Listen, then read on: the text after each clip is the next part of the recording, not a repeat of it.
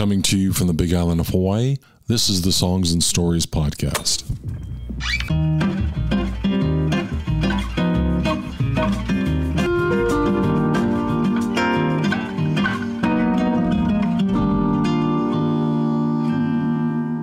Aloha, this is Steve, and you're listening to Songs and Stories. We have a very special guest on today's show. It's Brother Noland. Brother Noland is a musician and author known chiefly as a performer of Hawaiian music and slack key guitar. Noland was raised in a musical family. His mother and brother were hula dancers, and he began playing music in clubs while still a teenager in the 1960s. I recorded this interview on July 12th, 2020 at the Mauna Lani Hotel. Brother Noland was giving a benefit concert for the Kahilu Theatre. I've interwoven some of Brother Noland's stage announcements to further enhance what he was talking about in my interview. And Brother Noland kindly gave me permission to use two of his songs from that concert at the Mauna Lani Hotel Resort. I hope you'll enjoy it. Aloha, Brother Noland. Yeah, hello there. How you doing? Thank you for being on. Thank you for, let me take this mask off so I can talk here. Thank you for being on Big Island Music, Songs and Stories. My pleasure. You're getting ready to do your Kahilu benefit concert today. Correct. At the Mauna Lani Hotel. Yes. So it's a beautiful day. You got the ocean right behind you. It's a beautiful setting, yeah? Yeah, and the renovation of the hotel is beautiful as well. Yeah. Let's dive right in. Musically speaking, how have you been coping with some of the limitations from the pandemic? Well, you know, I actually got stuck in Oregon in March when they had the lockdown. Oh, no. So I've been in Oregon for the last 3.5 months. I was only going to visit my grandkids for like 4 days. Then it was 1 week. Then it was 2 weeks. Then it was 3 weeks. 4 weeks. I started setting up camp in their bedroom. The bed was called the Mauna. The village was called the other bed that they put on the ground so that they could camp with Tutu. Yeah, and I ended up being stuck in Oregon for 3.5 months. Wow, that was crazy. You know, the silver lining was I got to spend the most time I have ever spent with my grandchildren. You know, I'm a traveling man. I think my son-in-law said to me, "Wow, Tutu, this is the longest you've ever stayed with us. You know, can I have part of your Social Security check?" Because I usually stay like 3 or 4 days, and I stayed 3.5 months, and it was so cool. But the thing was, I got to watch what was happening in Hawaii via the social media, you know, and live stream. And, I couldn't wait to get home. And, of course, everyone in my family wanted to pack their bags and come home, too. Anyway, I'm home, so telepathically, I send out all the good vibes from Hawaii to my family up there in Oregon. And, you know, home was so important.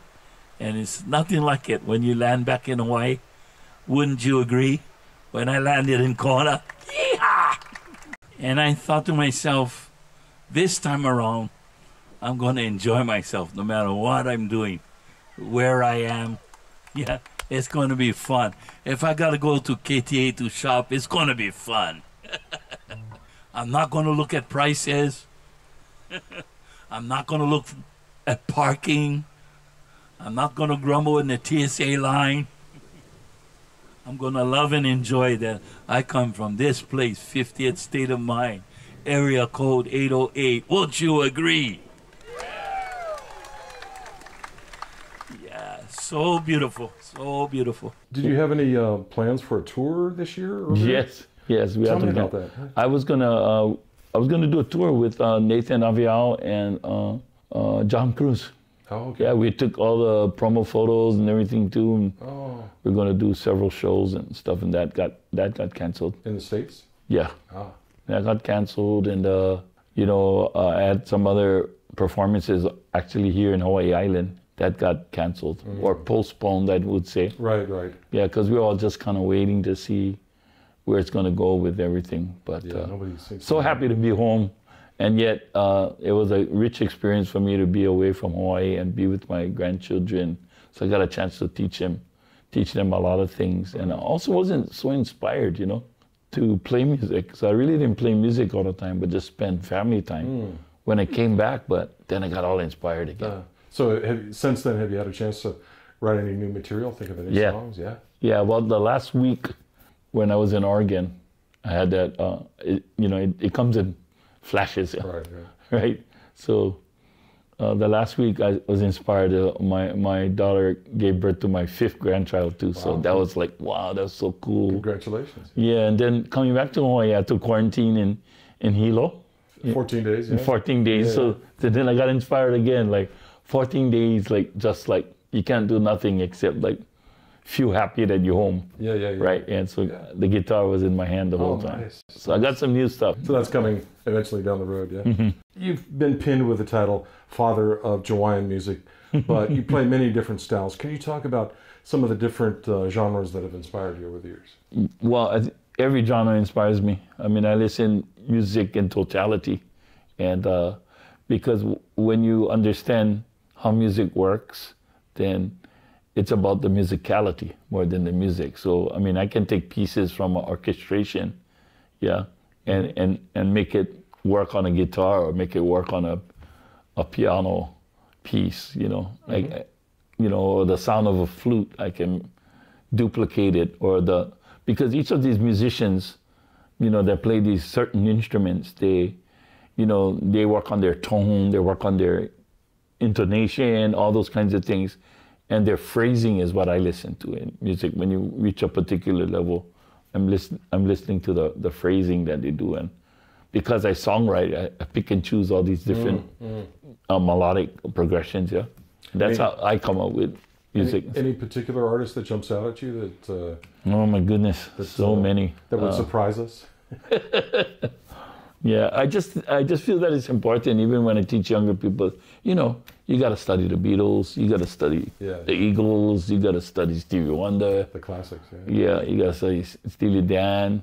But you also got to study like Sammy Davis Jr. and Frank and all these guys, they all have, then it comes into stylists, what kind of stylist you are. Yeah, so I'm constantly listening to all forms, and then I localize it too, right? Because there's a lot of great musicians in Hawaii too. All the Hawaiian musicians too. They just have a beautiful way. Hawaiian music has such a beautiful, poetic way of taking simplicity and making it sound beautiful. So I really study the Hawaiian music as well too. Then I come up with, I guess, what you would call Hawaiian contemporary, Hawaiian, contemporary Hawaiian, contemporary. Yeah, whatever they want to call it. Yeah, whatever pocket it fills. Yeah. I think today, but if I was to choose an artist, if you ask me today, who's like your favorite artist, I would say Bruno. Really? Yeah. Yeah, I would say Bruno. He's got the whole package. Oh yeah. Well, he draws from many different people. Yeah. The same, and the fact that he's from Hawaii. Right. Yeah, there's something special about being from Hawaii. You just got that connection too. So. Yeah. But he's got it all. He's got everything. The dance moves, the lyrics, his songwriters. Yeah, so that would be my favorite. I'm going to do this song. It'll be the 1,977,000th time. What I've come to an understanding is called spiritual maturity. That each artist has a signature song, and what you try all your life to do is write another song like the song that kind of puts you on the map and continues to keep you there. I've been very lucky and fortunate to have written this song, and I had no idea that it was going to go to places that it has gone. And like I said earlier, through this one song I put all my kids through college. And she's about 99 years old now, but she still looks good in her one piece. Anyway, I wrote it long ago after a basketball game. I was sitting in the back of the pickup truck playing for other guys, that thing that we do when we're young. And I was doing the blues, I was doing... And then I started doing the George Benson picking. He top picks.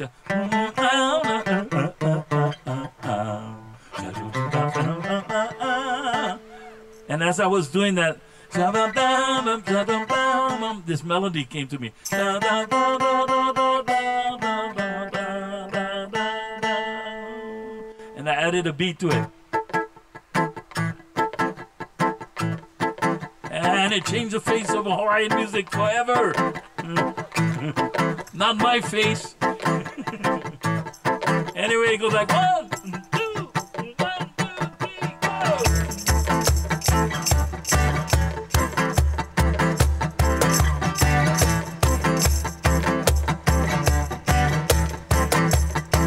Words go like this. Hey, ooh, they got it from the tropical island. Ooh, they got it from the Hollywood scene. Ooh, got some money, got it in the red lips. Ooh, but my baby, you should have. Take a bite to your coconut girl. And look, I'm gonna say goodbye. She's a coconut girl in a high fashion mode. All right, help us out now. Here we go. I said, someone got to turn up on the poster in the bed. Hey, they are looking like I'm golden. Goodbye, coconut girl. A high fashion world. Take me to love, man, and let's run around. Take me to paradise, celebrity. Cause someone gotta kill my heart. Into it, never let it end so good. More than the purpose of the makeup and the skin. Goodbye, yeah. Say goodbye to the coconut girl. Look, I'm gonna say goodbye. She's a coconut girl in a high fashion world.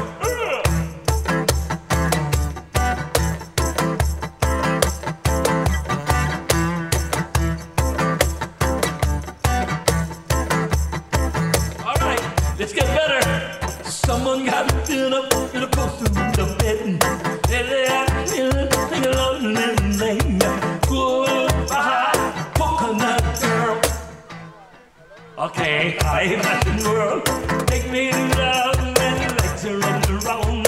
Take me to paradise, celebrity. Because her face is on the cover of a magazine. Got me all shaking like the gypsy bean. Wanna see the purpose of the makeup and the skin. Goodbye, baby. Say goodbye to the coconut girl.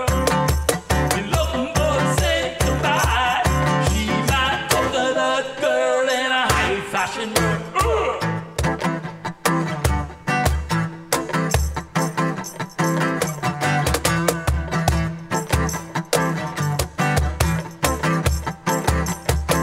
All right, we're going home now.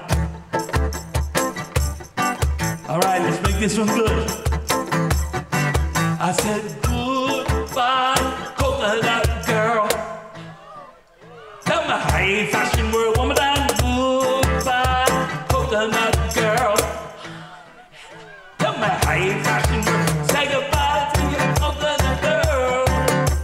And look, I'm gonna say goodbye. She's a coconut girl in a high fashion world.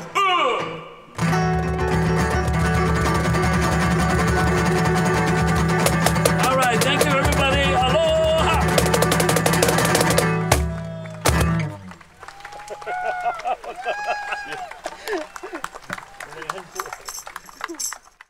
Let's pick out 2 original songs that you're going to play and a little backstory behind them that maybe the general public doesn't know.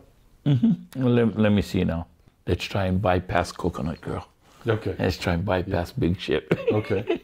Right, but let's do something like the one I just did, Tropical Baby. Uh-huh. Yeah, it's like a lot of people don't, because they pigeonhole me as the Hawaiian da-da-da, right? But I write all kinds of songs, right? And so that particular song, I've had licensed and recorded a lot, but I only have one version that I did just out of fun back in the 90s. But this song, Tropical Baby, the Casimiros picked that song up way back when Robert Casimiro heard me playing it, and then he wanted to record it, and then they played it on Good Morning America way back when.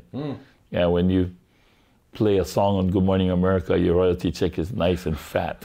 Yeah, so, but it's a fun song. It's yeah, and it's kind of got that hapa haole, Hawaiian swing thing in it. And I actually wrote it when I was performing at the luau shows for a little bit. You know, surviving, just getting in my feet wet in the Hawaii business. Sure. You know, of music, and being a backup musician behind a hula and Tahitian review, you get to see all of the dancers in front of you all the time. Yeah. So, so there's no particular tropical baby. It's multiple. yeah. It's like it's a figment. Yeah. Yeah. It's yeah. Cool. Yeah. So that's how. Yeah. Just that's the way they were moving and dancing and everything, and everybody. When I wrote it, everybody could relate to, like, oh, okay, I seen that tropical baby. I seen him when I came to Hawaii. Okay, what I don't know. I'm Great Hawaiian Man. I'll do Great Hawaiian Man too. Okay. And that's a song that when both me and my brother were living on the mainland and we were pursuing our careers, my brother was in New York on Broadway and I was in Seattle, working the, Pioneer Square and inside there. And we talked on the phone and we decided we would go home. We would come to Hawaii Island and we would record and do some songs, and Hawaiian songs, because my brother really missed the green. So we came back to Hawaii and we rented a place in Kapoho, which is no longer there.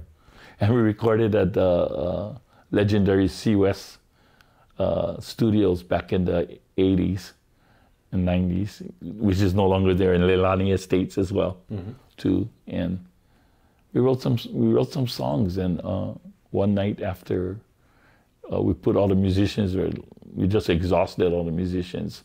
I was doodling around with some chords and some words, and my brother heard, and he came inside, and we sat down, and the words just poured out. Yeah, Great Hawaiian Man, and it was like again like a big. We kind of wrote it as if we were speaking to other people that were mentors of ours, and how they're beacons of light for us. Yeah, so that's how that one is. I wrote this one too. It's about being out in the sky. Some of us dream, and some of us make it a reality. So I actually wrote this song because my family was from this beautiful island and from Kona. And when I saw the space shuttle crash years ago, and Ellison Onizuka was on board, touched my soul, my very soul.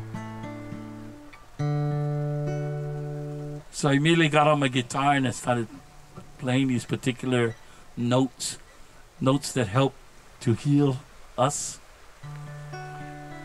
notes that help us to mourn, notes that give us happiness. It's all inside here. Yeah, and you just touch it and you feel it, and then you find it, and then the words come right after that. So I found this beautiful chord. It goes like this.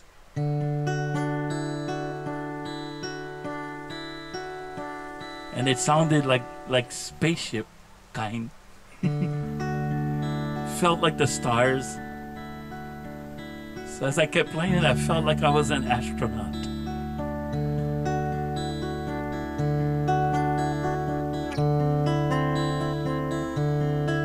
I started to move the chords around.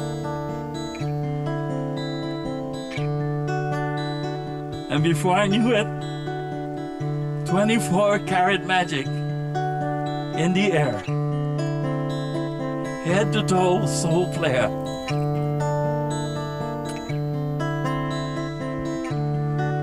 The words go like this. I believe in unity. I believe in world peace. And I don't believe that flags decide what colors we are. I believe in children. And I don't believe in bombs. And I want to fly my spaceship. Come with me to a better star. Do you want go, want to go Yes, I wanna go. Take me to the magic planet. Do you wanna go with me? Do you wanna go with me? Yes, I wanna go. Take me to the magic planet. And we question laws of justice as a beast inside us grows. And we wonder if there still will be a place to go. Oh yes, the world has been divided. We've been sectioned off too long. And I wonder who made up the borderlines. Do you want to go? Do you want to go? Yes, I want to go. Take me to the magic planet. I want to go.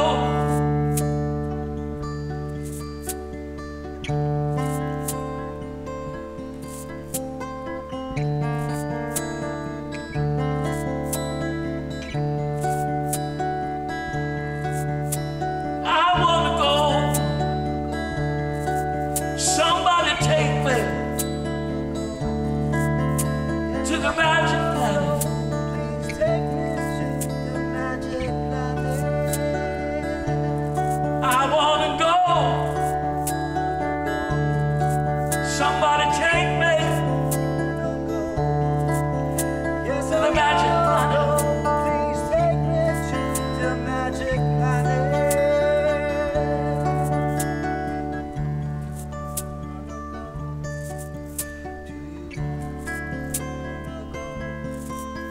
Yes, I wanna go. Please take me to the magic planet. And we question laws of justice as a beast inside us grows. Yes, And you wonder go. Please if there still will be a place to go. And the world's been divided. We've been sectioned off too long. And I wonder who the hell made up the borderline. Do you wanna go with me? Do you wanna go with me? Yes, I wanna go. Take me to the magic planet.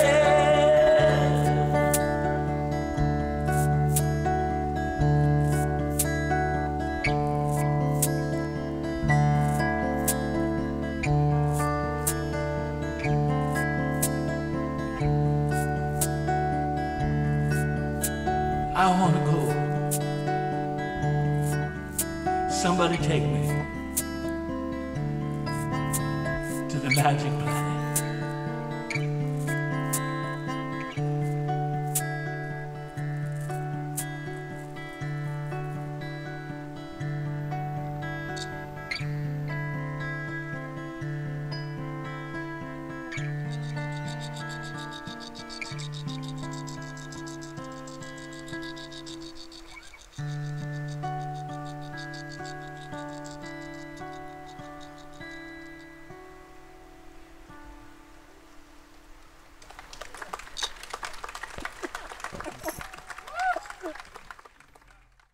In addition to your music, you're also a published author.